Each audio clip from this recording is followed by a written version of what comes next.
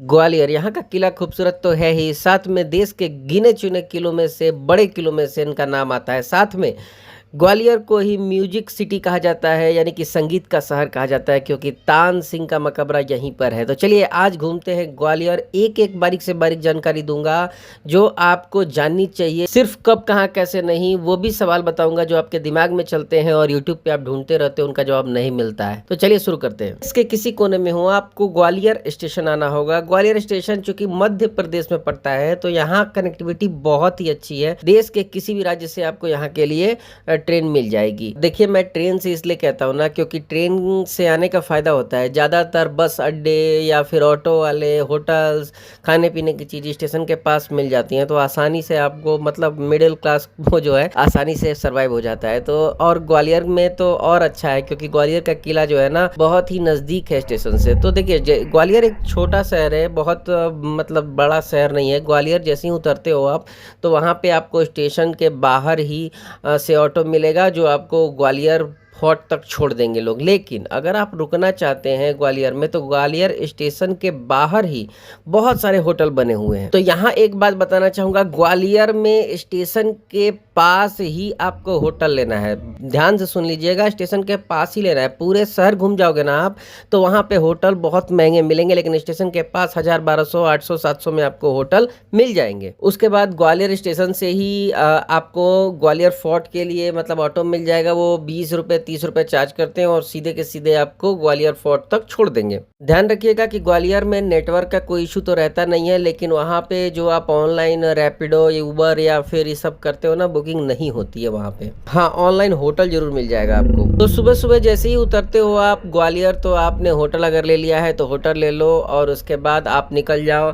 Gwalior fort देखने के लिए। ग्वालियर फोर्ट आपको स्टेशन से वो 30 रुपये लेंगे और फोर्ट के पास छोड़ देंगे। अब देखिए ये जो सामने दिख रहा है ना, यहाँ से आपको ग्वालियर फोर्ट जाने का रास्ता है। जैसे ही आप ग्वालियर फोर्ट के गेट पर पहुँचोगे, तो आपको मतलब हाइट करीब करीब मैं कहूँ कि 700-800 मीटर ये चल के जाना होगा ग्वालियर फोर्ट के लिए। जब आप ऊपर पहुँच जाओगे तो वहीं 75 रुपये का आप टिकट कटाओगे और फिर फोर्ट के अंदर घुस जाओगे। देखिए फोर्ट के अंदर ना बहुत कुछ है देखने के लिए, बहुत ही ज़्यादा खूबसूरत महल है। आप सामने देख रहे हो, जगह जगह पे नक्काशी है, बहुत सारे मतलब कारीगरों ने उसमें काम किया है। और यहाँ पे मान सिंह का महल भी है। तो मान सिंह का महल है, मान सिंह का शहर बोलते हैं ग्वालियर को। तो मान सिंह का जो रहन सहन है, वहाँ पे रानियाँ कहाँ पे मतलब नाचा करती थी, उनका कूलिंग सिस्टम क्या है, वहाँ पे रूम को कैसे ठंडा रखा जाता था, उनका रसोइया कैसे खाना बनाता था, बेडरूम कैसे थे, उनके डाइनिंग रूम कैसे थे, उनका सिक्योरिटी सिस्टम कैसा है, ये सब चीज़ आपको देखने को वहाँ पे मिलेगा। और बहुत सुंदर सुंदर नक्काशियाँ हैं वहाँ पे, उनका पानी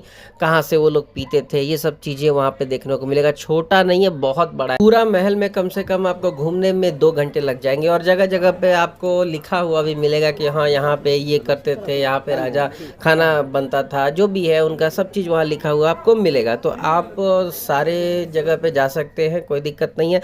फोटोग्राफी वगैरह अलाउ है, कोई इशू नहीं आने वाला है। ग्वालियर किसी भी उम्र के लोग जा सकते हैं, छोटे बड़े, लेकिन बस ग्वालियर फोर्ट पे चढ़ने के लिए थोड़ी चढ़ाई चढ़नी पड़ती है, लेकिन वैसी भी मतलब नहीं है, थोड़ा सा ही है, आप आसानी से जा सकते हो। और वहाँ पे खाना भी बहुत सस्ता है।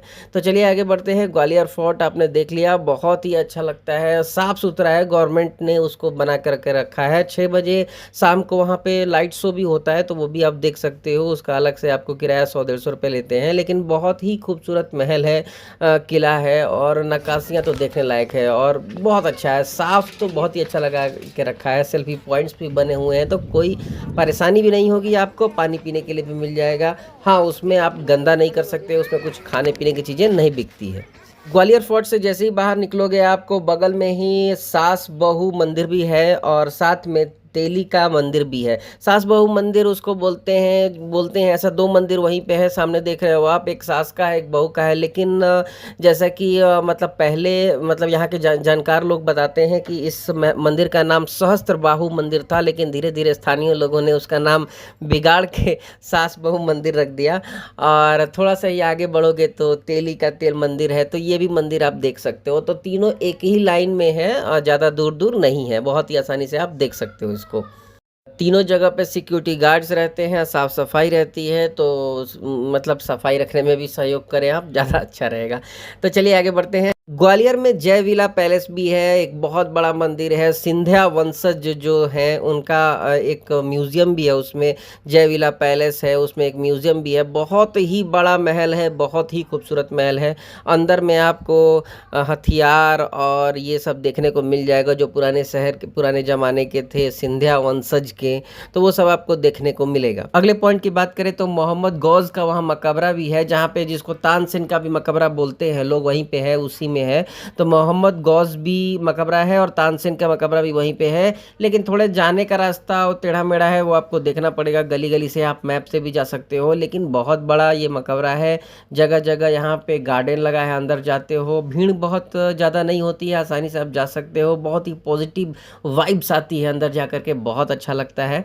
इसके अलावा देखो ये मेन 3-4 चीज़ें मैंने बता दी। अगर आपके पास समय है तो एक चीज़ और है, रानी लक्ष्मीबाई का समाधि स्थल भी बनाया गया है वहाँ पे, वो भी आप देख सकते हो। छोटा सा ही समाधि स्थल है जहाँ पे शहीद ज्योति हमेशा जलती रहती है, बहुत ही अच्छा लगता है। छोटा सा पार्क जैसा बनाया है उन्होंने। उसके बाद एक वहाँ पे बाग भी है, फूल बाग बोलते हैं, और वहाँ पे एक चिड़ियाघर भी है, वहाँ पे भी आप जा सकते हो। लेकिन मैं ज़्यादातर लोगों को बोलता हूँ ना कि आप कहीं बाहर जा रहे हो घूमने के लिए अपने शहर से, तो चिड़ियाघर में समय नहीं बर्बाद करना चाहिए, क्योंकि चिड़ियाघर हर शहर में लगभग लगभग होता है, उसमें 3-4 घंटे आपके बर्बाद हो जाएंगे। तो जहाँ गए हो वहाँ की फेमस चीज़ें घूमना ज़्यादा अच्छा होता है। तो टोटल ये एक दिन में आप घूम सकते हो, एक दिन में ये सब कुछ हो जाएगा। आप चाहो तो सुबह उतर के सारा दिन घूम के वापस भी जा सकते हो, ऐसा कुछ बात नहीं है। और एक चीज़ और बताऊंगा, मध्य प्रदेश एक गर्म शहर है, प्रचंड गर्मी में जून जुलाई में मत आना, यहाँ पे बहुत ज़्यादा गर्मी पड़ती है। हाँ, बारिश वगैरह में आ जाओ, कोई दिक्कत नहीं है, शहर है, कोई पहाड़ी इलाका नहीं है, आप आसानी से आ सकते हो। बाकी ग्वालियर के लोग अच्छे हैं वहाँ पे, और नॉर्मली आप हल्के कपड़े पहन के जाओगे तो ज़्यादा अच्छा लगेगा, क्योंकि किला बहुत ही बड़ा है, घूमने में थोड़ा आपको आसानी होगी।